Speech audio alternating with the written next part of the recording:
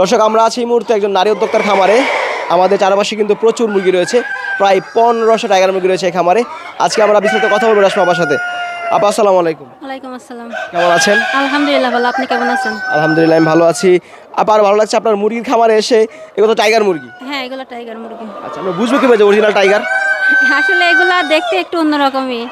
এগুলা বড় হয়, তারপরে এগুলা হচ্ছে পাগুলা মোটা মোটা হয়। একটা মুরগির ওজন কত আছে?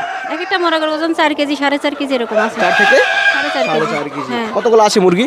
এখানে মোট 1500 মুরগি আছে। 1500? হ্যাঁ, মোরগ দিয়ে মুরগি দিয়ে 1500 আছে।